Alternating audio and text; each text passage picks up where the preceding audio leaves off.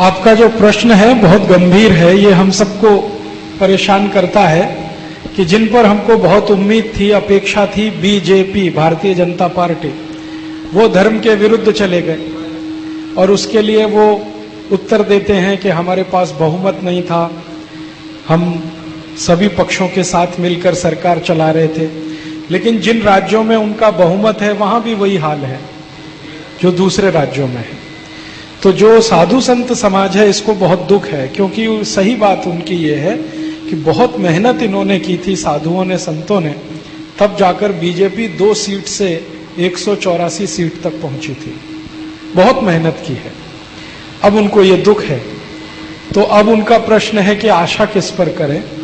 तो मेरा एक छोटा सा आपको कहना है वो ये कि हमने बीजेपी को सत्ता में लाने की कोशिश की और उसके लिए मेहनत की, वो तो अच्छा था, लेकिन बीजेपी के नेताओं को आप जैसे लोगों ने कोई प्रशिक्षण नहीं दिया। हाँ,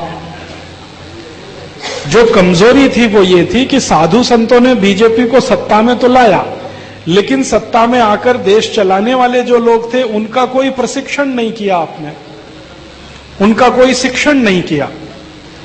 जो उनका शिक्षण प्रशिक्षण किया होता तो वो पाकिस्तान में जाके बोलते कि मोहम्मद अली जिन्ना तो धर्मनिरपेक्ष था, संप्रदाय निरपेक्ष था, सेक्युलर था। ये तो मूर्खता की पराकाष्ठा है ना कि भारतीय जनता पार्टी का भूतपूर्व अध्यक्ष और इस देश का भूतपूर्व उप प्रधानमंत्री अडवाणी बोले कि मोहम्मद अली जिन्ना तो सेक्युलर था।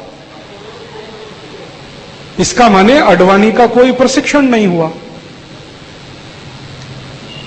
और जसवंत सिंह इस देश के रक्षा मंत्री होते हुए बोले कि अमेरिका का भारत में स्वागत है, कोई भी हवाई अड्डे से अमेरिका तेल भर के उड़ान ले सकता है, तो उनका शिक्षण नहीं हुआ, उनका प्रशिक्षण नहीं हुआ।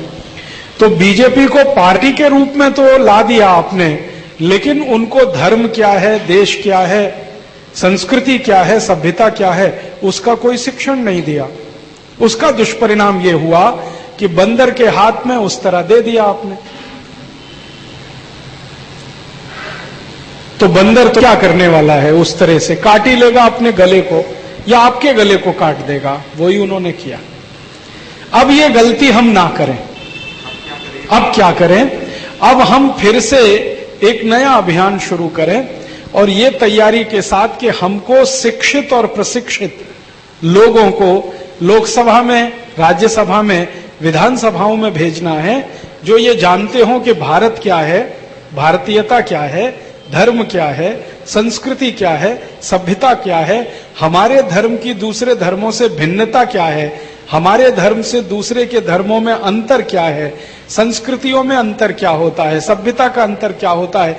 ये शिक्षण प्रशिक्षण लेकर जो लोग जाएं विधानसभा, लोकसभा में, तो इस देश को बदल देंगे और अंत में उन्हीं से इस डेमोक्रेसी को भी बदलवा लेना है। ये डेमोक्रेसी तो नहीं चलने वाली। बिल्कुल सही है। कारण क्या है कि ये मूर्खता पर आधारित तंत्र है। मूर्ख जो हैं कहीं संसद में बैठ जाएं और कानून बनाएं पूरे देश के लिए, इससे ज्यादा बड़ी तकलीफ की बात क्या हो सकती है। हमारे देश में हर एक काम करने वाले को कुछ न कुछ न्यूनतम दक्षता की आवश्यकता होती है। अगर कोई मूर्ति बनाना चाहता है तो उसके पास कोई न्यूनतम योग्यता होती है। कोई मंदिर में पुजारी बनना चाहता है, उसके पास भी कोई न्यूनतम योग्यता होती है। अगर कोई अध्यापक बनना चाहता है, उसके पास भी कोई ना कोई न्यूनतम योग्यता होती है। छोटे से छोटा काम करने वाले को न्यूनतम योग्यता की जरूरत है, लेकिन राष्ट्रपति बनने के लिए कुछ नहीं चाहिए। आप चोर हैं, उचक्के हैं, लुच्चे हैं, लफंगे हैं, बलात्कारी हैं, आप राष्ट्रपति हो सकते हैं इस देश के। प्रधानमंत्री बनने के लिए कोई न्यूनतम योग्यता नहीं चाहिए। वित्त मंत्री बनने के लिए इतनी भी योग्यता नहीं चाहिए जिसको वित्त का ज्ञान हो।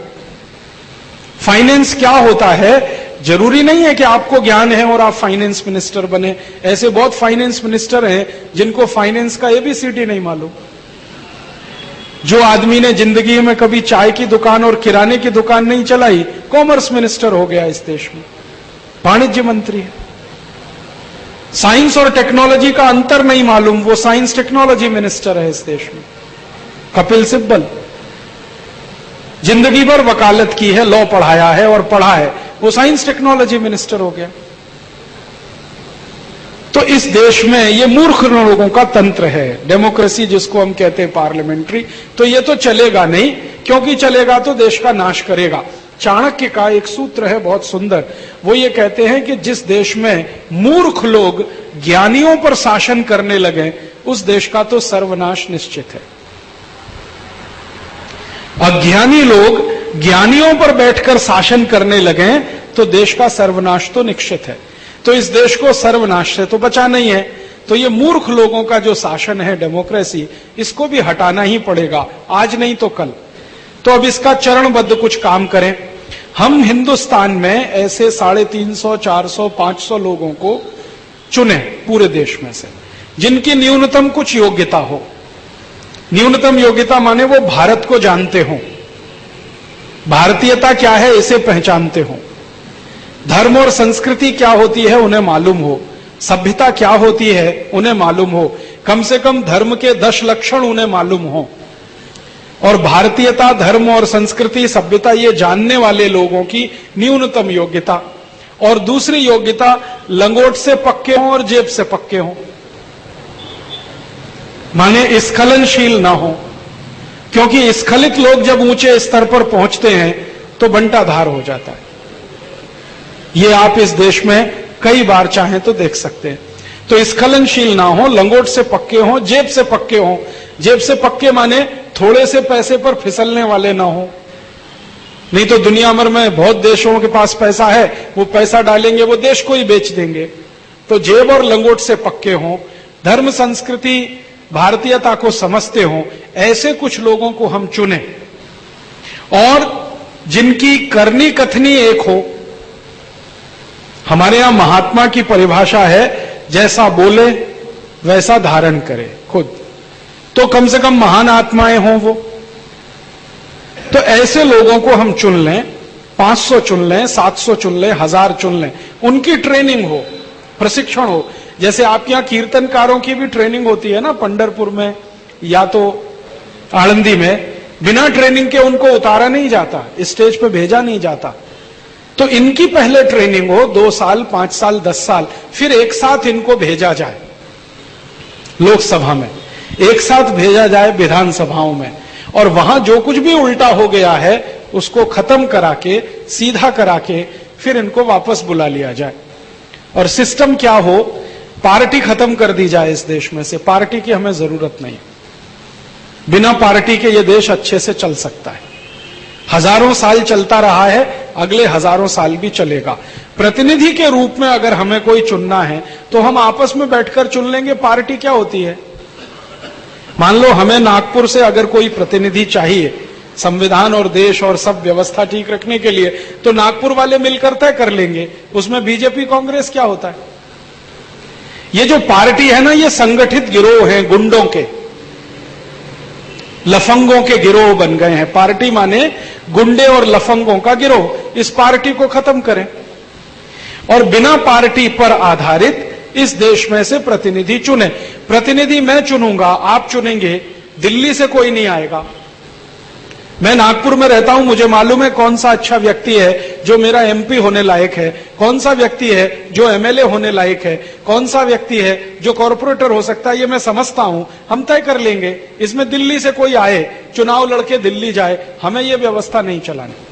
तो अपने अपने प्रतिनिधि हम खुद चुन लें, जगह जगह भेज दें। वो प्रतिनिधि आपस में मिलकर किसी को प्रधानमंत्री चुन लें, किसी को वित्त मंत्री चुन लें, और जिसको हमने भेजा है उसको वापस भी हम बुला लें एक ही मिनट में। जो वो गुंडा निकले तो, बदमाश निकले तो, लुच्चा लफंगा निकले तो।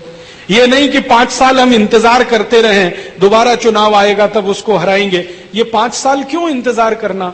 आज हमें मालूम है कि हमारा प्रतिनिधि गलत है, 2 मिनट में वापस बुला लें। जैसे घर के नौकर को बदल देते हैं, पता चला कि ये चोरी कर रहा है, 1 ही मिनट लगाते हैं निकालने में, ऐसे ही एमपी एमएलए को 1 ही मिनट लगना चाहिए संसद से बाहर निकालने में, विधानसभा से बाहर निकालने में। और ये सारा कंट्रोल लोगों के हाथ में रहे, प्रतिनिधि तो हमारे नौकर की तरह से काम करें, तो ये व्यवस्था ठीक चल जाएगी। ऐसा विकल्प है। तो इसमें पहला चरण ये है कि आप ऐसे पूरे देश के लोगों से कहिए कि 500-700 लोगों को चुन लें। आप मानते हैं कि ये बहुत अच्छे हैं, आपकी नजर में कोई अच्छे हैं, मेरी नजर में कोई अच्छे हैं। हमको इस देश में लीडर्स तैयार करने हैं, भविष्य के नेता इस देश में बनाने हैं, जिनकी समझ है और अकल है। डिग्री और समझ का कोई लेन देन नहीं है, आप ये ध्यान रखिए। कई बार डिग्री लिया हुआ आदमी महामूर्ख हो सकता है और कई बार बिना डिग्री का बहुत विद्वान हो सकता है। तो आजकल हमने ये डिग्री के साथ अपनी योग्यता को जोड़ना शुरू किया है। डिग्री कागज का टुकड़ा होता है, उस पे शहद लगा के चाटो तो विटामिन सी भी नहीं देता, और वो कागज के टुकड़े को हम घर में लगा के बड़ा समझते हैं। वो कागज ने आपको इज्जत दी है, आपके ज्ञान ने आपको इज्जत दी है, आपके आचरण ने इज्जत दी है। तो ज्ञान ऊंचा है, आचरण ऊंचा है, डिग्री ऊंची नहीं है। अंग्रेजों ने डिग्री ऊंचा बना दिया, ज्ञान और आचरण सब नीचे चला गया। तो हम ऐसे कुछ लोगों को चुने जो ज्ञान और आचरण में अच्छे हों, भले वो डिग्री हो या ना हो, ये सब इम्मेटीरियल नहीं है। क्योंकि इस देश में जितने विद्वान हुए, गोस्वामी तुलसीदास की कोई डिग्री नहीं थी, संत ज्ञानेश्वर किसी यूनिवर्सिटी से पीएचडी करके नहीं निकले, रामदास स्वामी ने इतना बड़ा दासबोध लिख मारा, वो कहीं नहीं गए रिसर्च करने के लिए, ना अमेरिका ना यूरोप। तो हमारे यहां तो ऊंचा काम उन्होंने ही किया है जिनके पास कोई डिग्री नहीं है। इस देश में डिग्रियों से ज्ञान का, आचरण का, चरित्र का कोई लेना देना नहीं। ज्ञान में ऊंचे, आचरण में ऊंचे, चरित्र में ऊंचे 500-700, 1000, 2000 लोगों को चुन लें या 10-20 हजार लोगों को चुन लें। कुछ विधानसभा के काम आएंगे, क्योंकि विधानसभा में 4500 लगते हैं, लोकसभा में 850 लगते हैं, म्युनिसिपल कॉरपोरेशन में 14,000 लगते हैं। तो कुछ लोगों को चुन लें, 2-4 साल उनकी ट्रेनिंग हो जाए, फिर उनको उनके क्षेत्रों से खड़ा करके जिता के संसद में भेजें, विधानसभाओं में भेजें और कॉरपोरेशन में भेजें, और एक साथ ये सब कानून रद्द करा दें जो पुराने मूर्ख नेताओं ने बनाए हैं। इस व्यवस्था को बदल दें। इसमें 4-5 साल लगेंगे, ज्यादा से ज्यादा 5 साल लगेंगे, इससे ज्यादा समय नहीं लगने वाला। बस हमें एक कदम आगे बढ़ाना है। हम पहले तय कर लें कि ये हैं, युवक हैं, युवतियां हैं जिनमें कैपेसिटी है, लीडरशिप ये कर सकते हैं इस देश की, ऐसे चुन लें और उनको ट्रेनिंग देना शुरू कर दें, और वो ट्रेनिंग लेकर फिर जाएं, फिर वहां वो करेंगे जो आप चाहते हैं। आपने बीजेपी को जिताया, उसमें अधूरा काम हुआ, ट्रेनिंग तो आपने किया नहीं, उनकी जिता के भेज दिया। आपको मालूम नहीं था कि ये भी बंदर और उस तरह वाला ही खेल खेल लेंगे, वही उन्होंने खेल दिया। तो अब इसमें दुखी होने की जरूरत नहीं है। अब की बार जो पुरानी गलती है वो दोहराए नहीं। बिना प्रशिक्षण और शिक्षण के किसी का समर्थन न करें चुनाव में वोट करने के लिए। प्रतिनिधि अपने स्थानीय स्तर पर चुनकर जाएं, पार्टियों से उनका कोई लेन देन करने की जरूरत नहीं है, मुझे ऐसा लगता है।